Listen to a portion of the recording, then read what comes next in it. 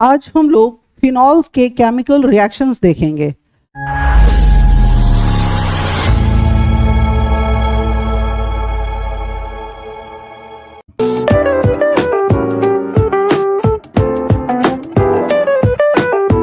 Good evening, एक बार फिर से आप सबका स्वागत है। जितने भी फिनॉल्स होते हैं ये इलेक्ट्रोफिलिक सब्स्टिट्यूशन रिएक्शन करते हैं। कैसे करते हैं इसका मैकेनिज्म देखिए, लिखिए केमिकल reactions of phenols।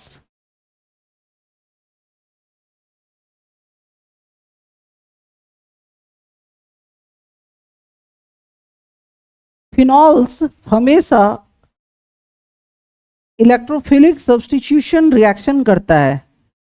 आपको इसका मैकेनिज्म पहले भी पता है, ये फिनॉल है, ठीक है। फिनॉल की खासियत क्या है कि आपको पता है कि अगर बेंजीन रिंग कभी भी किसी ऐसे ग्रुप से जुड़े जिसके पास क्या हो, लोन पेयर हो। फिनॉल की केस में अल्कोहल के पास क्या है, दो लोन पेयर है। और आपको पता है कि जो ये लोन पेयर होता है ये आंखों का धोखा होता है। ये लोन पेयर बेसिकली कहाँ डिस्ट्रीब्यूटेड होता है, ऑर्थो, पैरा और ऑर्थो पे। इसलिए किसी भी एरोमेटिक सबस्ट्रेट पे हमेशा इलेक्ट्रोफाइल हमला करता है, कहाँ, या तो ऑर्थो पे या तो पैरा पे, ठीक है। आपको ये मैकेनिज्म कई बार बता चुके, एक बार फिर अभी बताएंगे। पर मुख्य बात यह है कि कभी भी फिनॉल जो है कौन सा रिएक्शन करेगा, इलेक्ट्रोफिलिक सब्स्टिट्यूशन करेगा। क्यों? क्योंकि बेंजीन रिंग एक ऐसे ग्रुप से जुड़ा हुआ है जिसके पास लोन पेयर है। तो ये लोन पेयर डिस्ट्रीब्यूटेड होता है कहाँ, due to resonance ortho, para और ऑर्थो पे। तो लिखिए phenol always goes under electrophilic substitution reaction। electrophilic substitution reaction।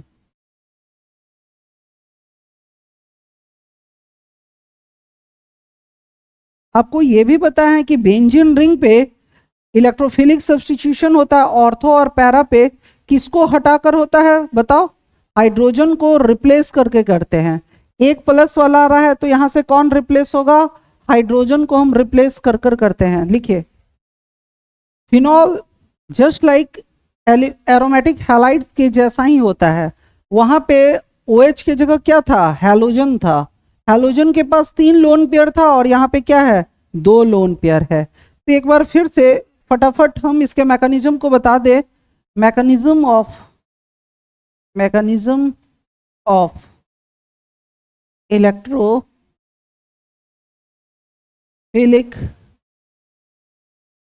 Substitution of phenol.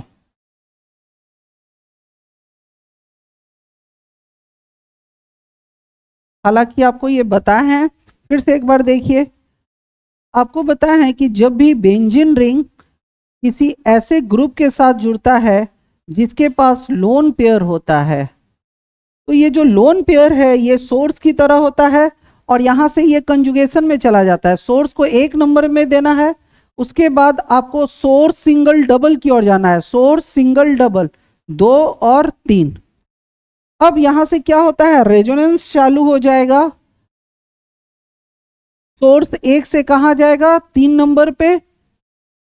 Source 1 से कहां जाएगा, 3 नंबर पे। ये लोन पेयर यहां जाएगा, यहां से यहां, और यहां का डबल बॉन्ड 3 से कहां चला जाएगा, 1 पे।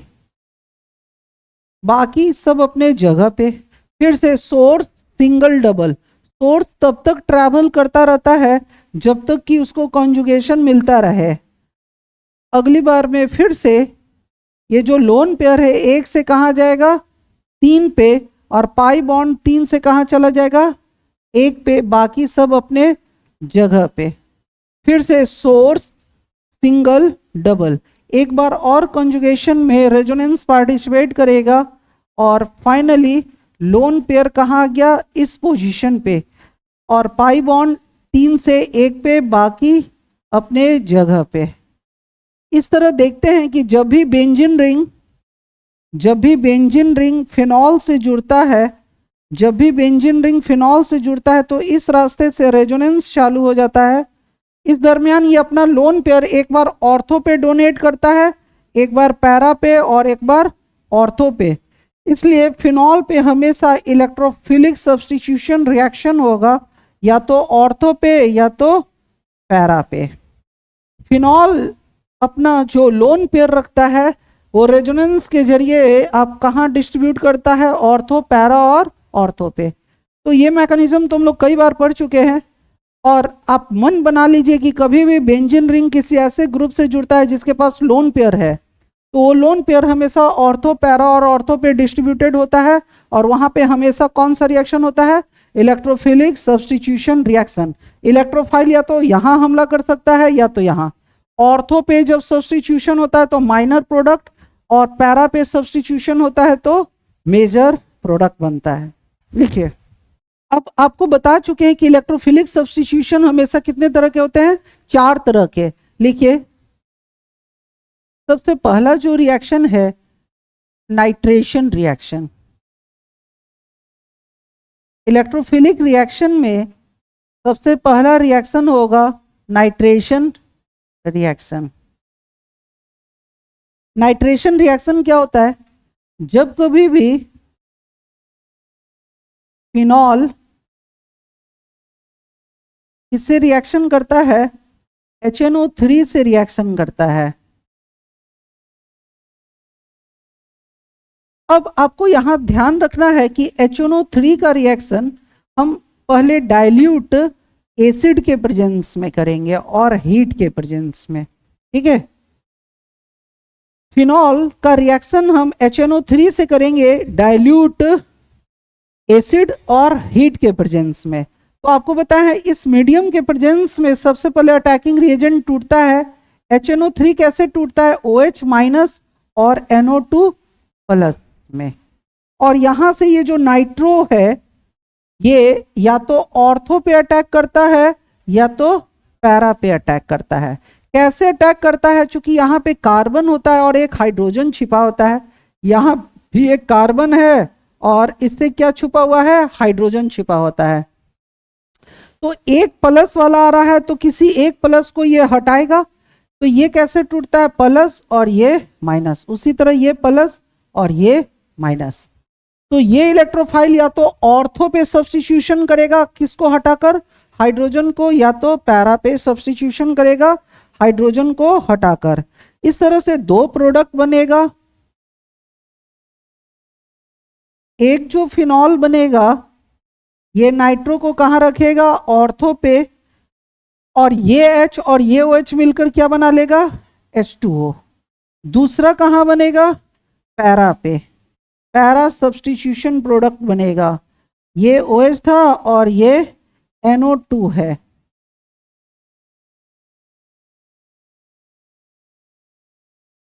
ये NO2 आ गया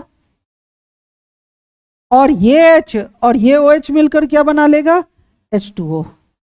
ये जो प्रोडक्ट आपको बार बार बोलते हैं ये माइनर प्रोडक्ट होता है, क्योंकि यहाँ पे रिपल्सन बहुत ज्यादा होगा और यहाँ पे रिपल्सन कम होगा। तो ये माइनर प्रोडक्ट है और नीचे वाला मेजर प्रोडक्ट होगा।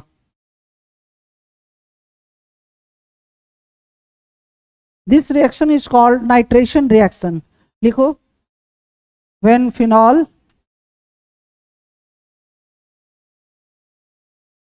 reacts to HNO3 in presence of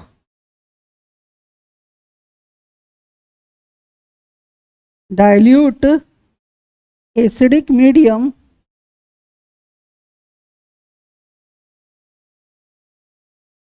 and heat, it gives,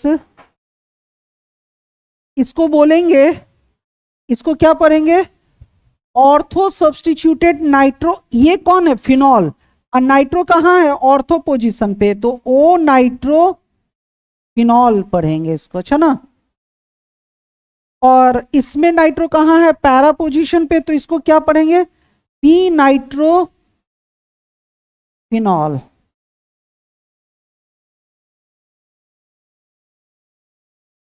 ortho and para substituted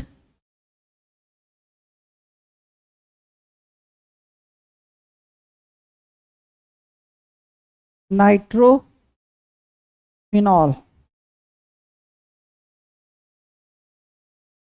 जब कभी भी फिनॉल किससे रिएक्शन करता है, HNO3 से एसिडिक मीडियम में, तो ऑर्थो और पैरा सब्स्टिट्यूटेड नाइट्रोफिनॉल हमको मिलता है।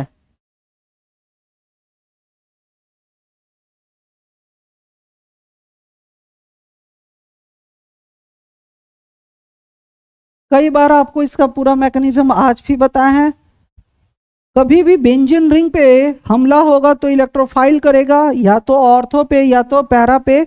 हमेशा इलेक्ट्रोफाइल किसको सब्स्टिट्यूट करता है, हाइड्रोजन को। हाइड्रोजन को हटाकर वहां पे इलेक्ट्रोफाइल आता है। नेक्स्ट आइए, यहां पे एक बहुत इंपॉर्टेंट कॉन्सेप्ट है, बहुत बहुत इंपॉर्टेंट, और फिनॉल का one of the most useful application, picric acid. यहाँ पे आप कॉन्सेप्ट लिखिए, और हम लोग अभी पढ़ेंगे पिक्रिक एसिड के बारे में। पिक्रिक एसिड क्या होता है, 100% आप पहले इस चैप्टर से बोर्ड में लिखिए।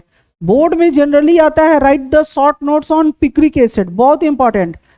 CBSE बिहार बोर्ड हर जगह बहुत इंपॉर्टेंट। पिक्रिक एसिड मेंस में, नीट में, हर जगह आपको यहां से क्वेश्चन होगा।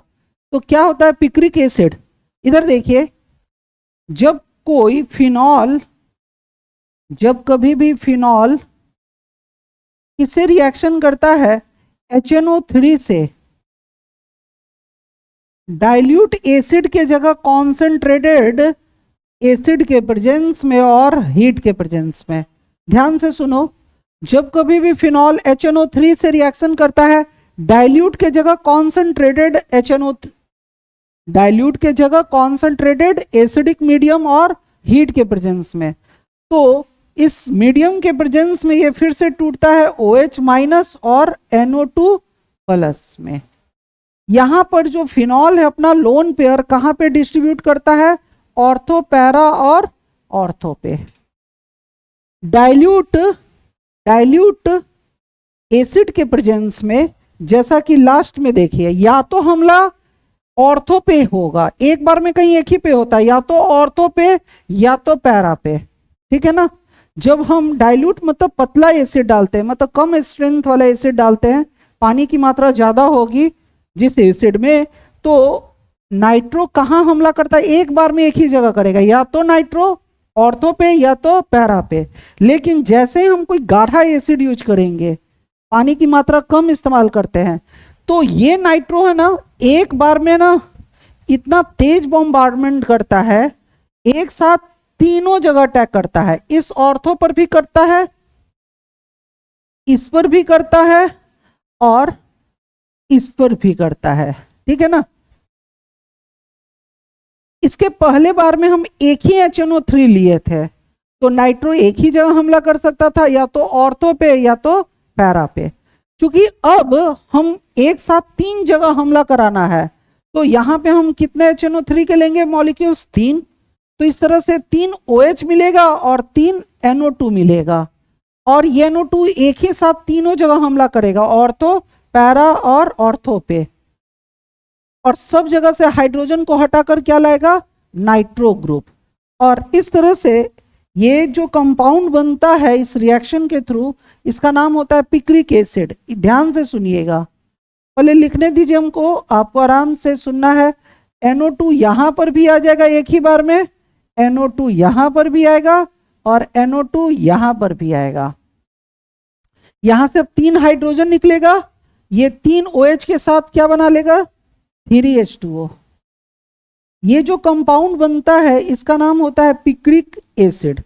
अब पिक्रिक एसिड क्या होता है, पिक्रिक एसिड क्या होता है और इसका यूज क्या है, तो picric acid most acidic phenol होता है और इसका इस्तेमाल एक, जैसे पहले ना बहुत बड़ी महामारी होती थी चिकन पॉक्स और मलेरिया, तो इसमें बहुतों का जान जाता था।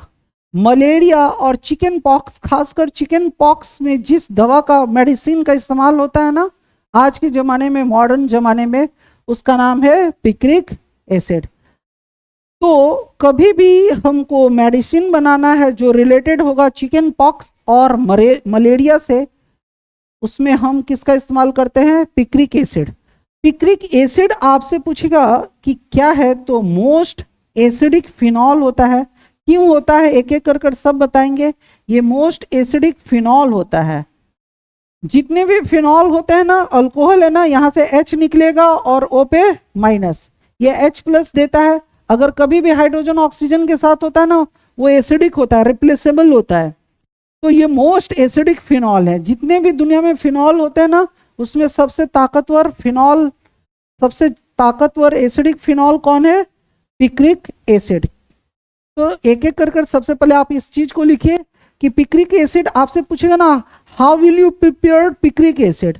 तो जब phenol, when phenol reacts to HNO3 in presence of concentrated acidic medium and heat, it gives picric acid। लिखो पहले, लिखिए, when phenol reacts to HNO3 in presence of concentrated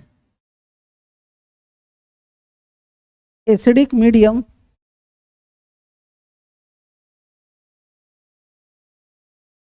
and heat, इस लाइन को तुम हमेशा के लिए याद कर लो, heat gives picric acid.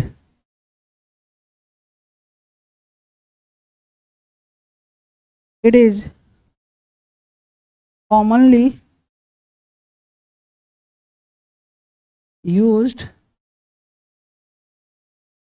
in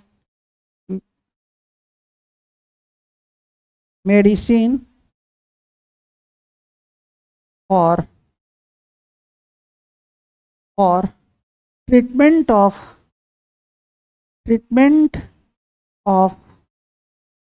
malaria and chicken pox।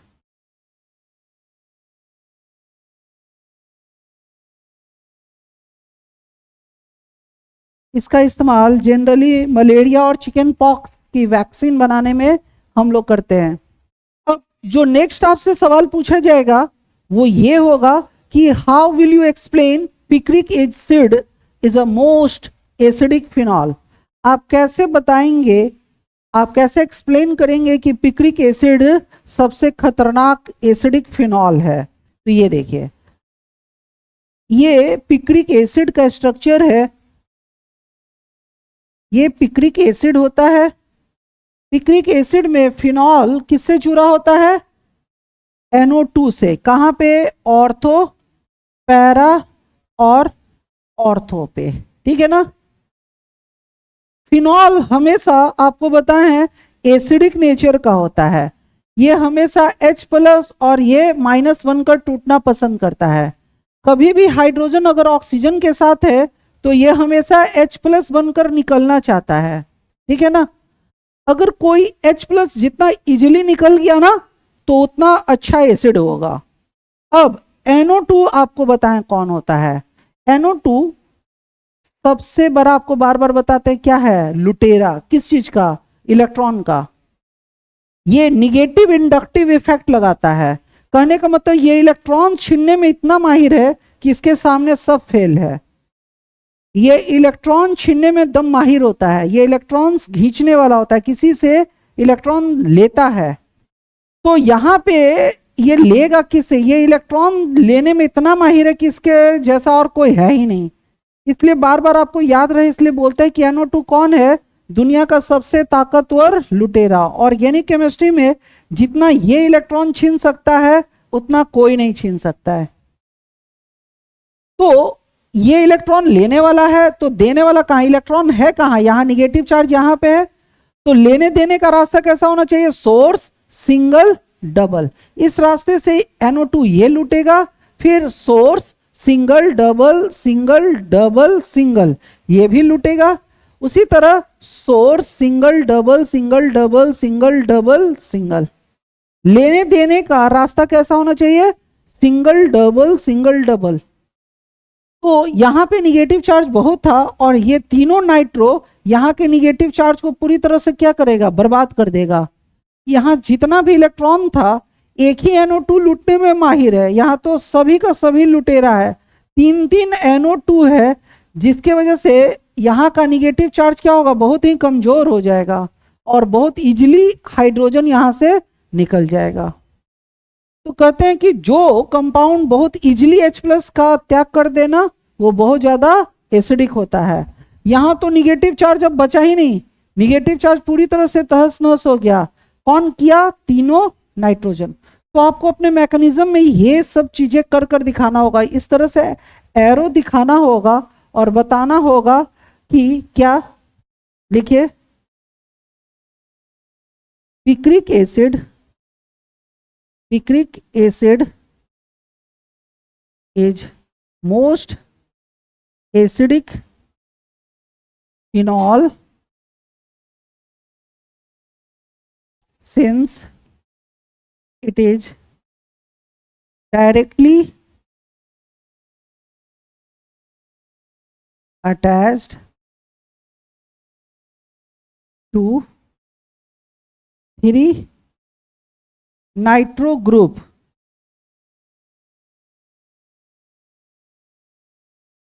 Nitro group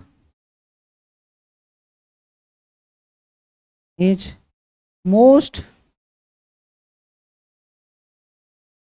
strongest minus I effect group।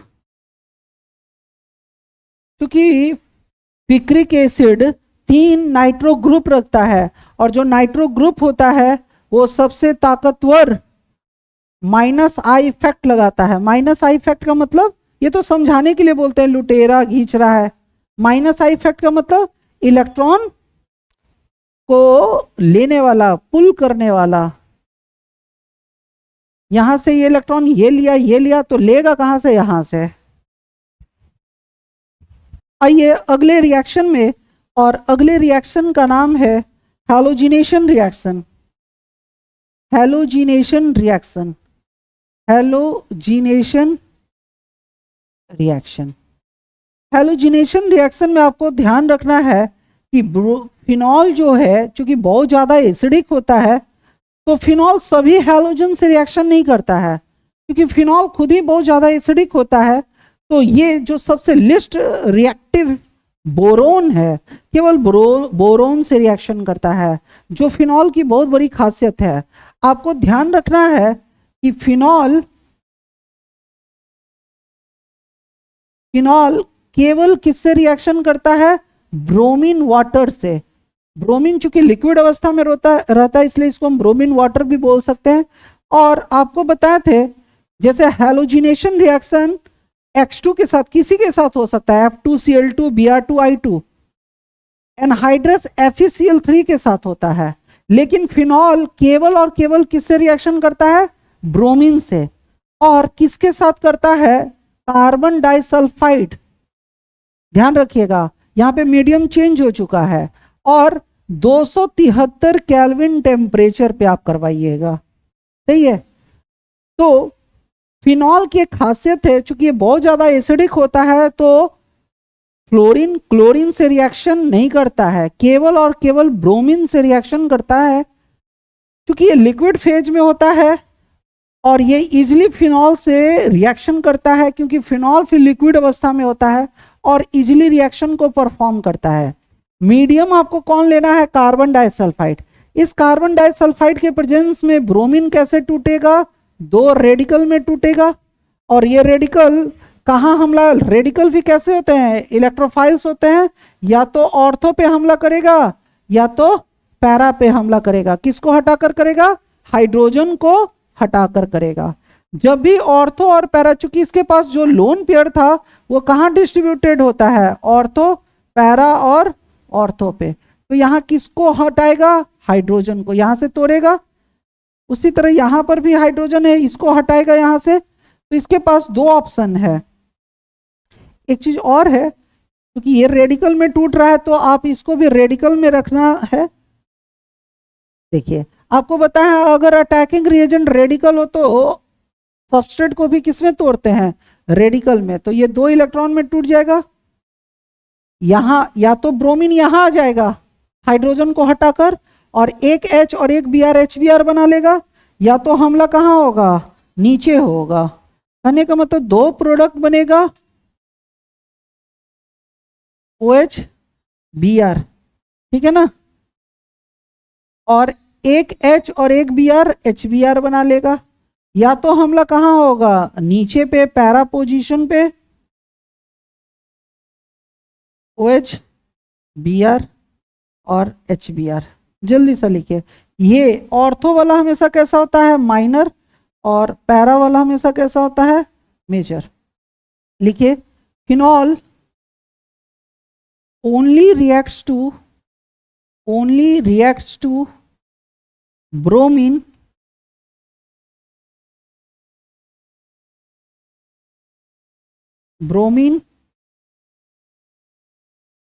water in presence of carbon disulfide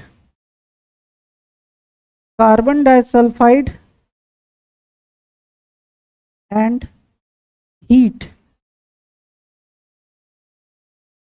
and 273 Kelvin temperature.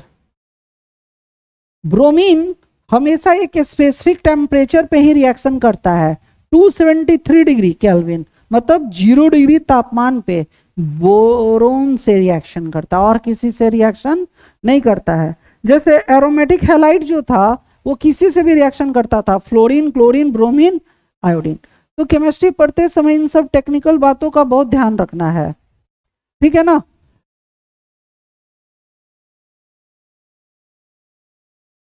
Gives ortho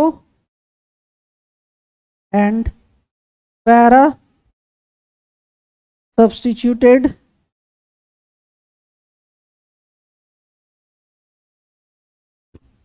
इसको क्या कहेंगे, ब्रोमीन साइड चेन में होता है ब्रोमो फिनॉल, इसको क्या पढ़ेंगे, P bromo phenol substituted bromo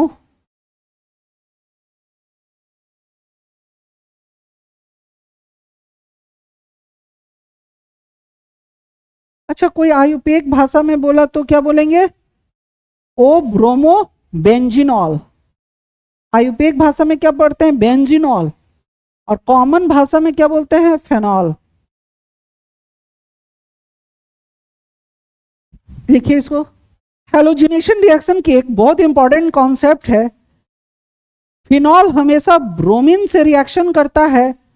अगर ये रिएक्शन 0 डिग्री तापमान पे हो रहा है या 273 केल्विन पे हो रहा है तो ब्रोमीन या तो ऑर्थो पे अटैक करता है या तो पैरा पे करता है। लेकिन इसका एक और कंडीशन है, अगर हम टेम्परेचर 0 ना रखें, अदर देन 0 डिग्री, मतलब हम टेम्परेचर को स्पेसिफाई नहीं करें, 0 डिग्री ना लेकर हम कुछ भी ले लें, अगर टेम्परेचर स्पेसिफिक ना हो तो क्या होता है, अगर कभी भी फिनॉल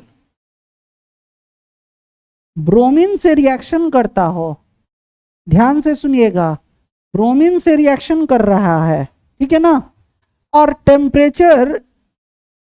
टेम्परेचर हमारा स्पेसिफाइड नहीं है, ना ही टेम्परेचर हमारा स्पेसिफिक है और ना ही हम कार्बन डाइसल्फाइड का यूज कर रहे हैं, केवल फिनॉल अपने आप ये ब्रोमीन से रिएक्शन कर लेता है, इसको किसी मीडियम वगैरह की जरूरत नहीं है। ऐसी स्थिति में ये ब्रोमीन और खतरनाक हो जाता है। एक ब्रोमीन कितने मॉलिक्यूल्स में टूटेगा? 2 ब्रोमीन में, ठीक है ना। और ये एक साथ कहां कहां हमला शुरू कर देगा? ऑर्थो पर भी, पैरा पर भी और ऑर्थो पर भी, ठीक है ना। ये एक साथ सभी जगह हमला करना शुरू कर देगा, क्योंकि यहाँ का जो लोन पेयर है ये ऑर्थो, पैरा और ऑर्थो तीनों जगह डिस्ट्रीब्यूटेड था, तो ये एक साथ क्या करेगा? तीनों जगह अटैक शुरू कर देगा और इस तरह से ये बनाएगा, ये जो फिनॉल है यहाँ पे ब्रोमीन ले आइए, एक ब्रोमीन यहाँ पे और एक ब्रोमीन यहाँ पे, यहाँ से 3 हाइड्रोजन निकलेगा, यहाँ से अभी 3 और हम ब्रोमीन लेंगे और 3HBr कर कर अलग कर देंगे। लिखिए इसको जल्दी सा। आइए नेक्स्ट रिएक्शन है सल्फोनेशन रिएक्शन। जो अगला रिएक्शन है वो है सल्फोनेशन रिएक्शन। सल्फोनेशन रिएक्शन में क्या होता है? फिनॉल, सल्फोनेशन रिएक्शन में फिनॉल किससे रिएक्शन करता है? H2SO4 से। किसके प्रेजेंस में?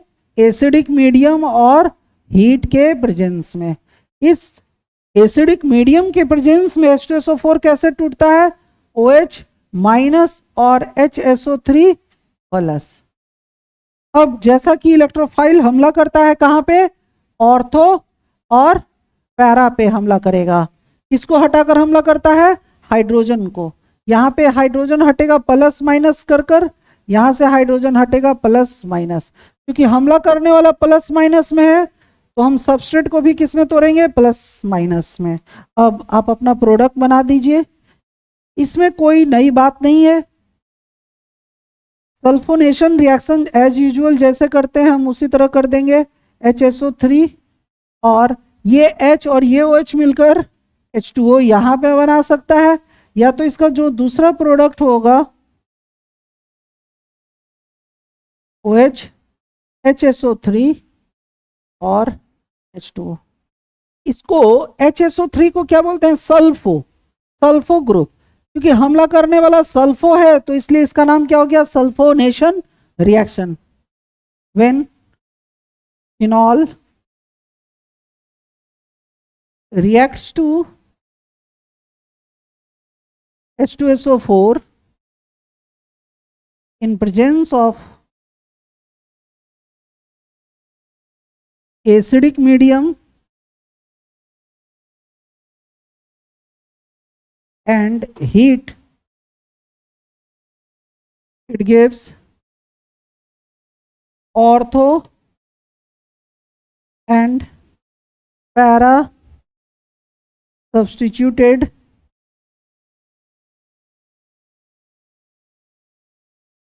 सल्फोफिनॉल। इसको क्या पढ़ेंगे? ओ सल्फोफिनॉल। इसको क्या पढ़ेंगे? पी सल्फोफिनॉल। इसको क्या पढ़ेंगे? ओ सल्फोफिनॉल। इसको क्या पढ़ेंगे? पी सल्फोफिनॉल।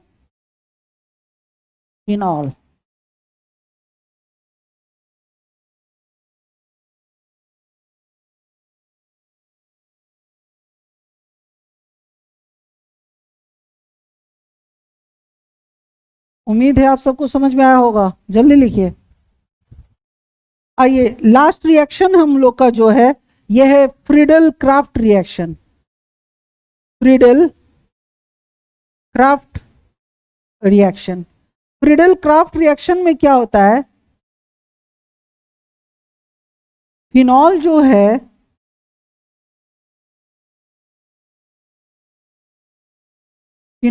है किसी भी अल्काइल हैलाइड के साथ रिएक्शन करता है।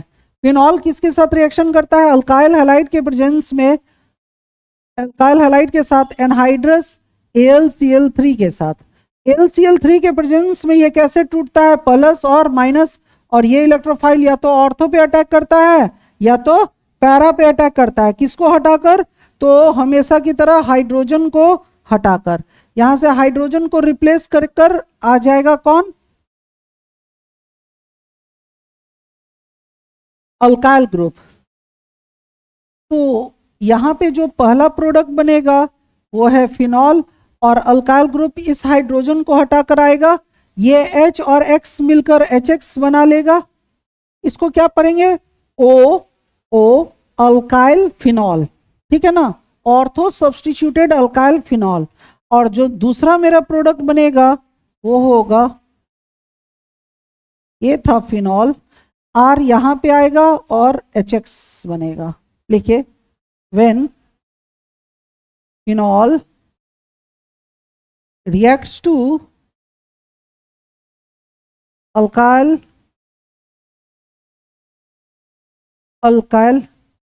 halide in presence of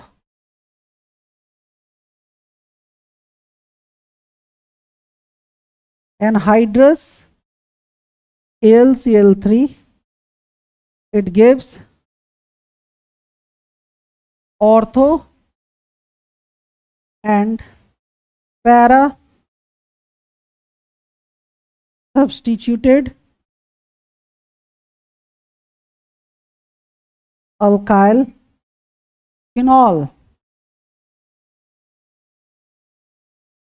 इस तरह से फिनॉल जब कभी भी अल्काइल हैलाइड से रिएक्शन करेगा एनहाइड्रस AlCl3 के साथ, तो अल्काइल ग्रुप कहाँ आएगा, या तो ऑर्थो पे और या तो पैरा पे। इस तरह ये चार रिएक्शन है किसके, फिनॉल के। फिनॉल के इलेक्ट्रोफिलिक सब्स्टिट्यूशन रिएक्शन के चार रिएक्शन हुए, जिसमें पहला था नाइट्रेशन, और आज की क्लास की मुख्य बात है पिक्रिक एसिड। आपको पिक्रिक एसिड का कॉन्सेप्ट ध्यान रखना है।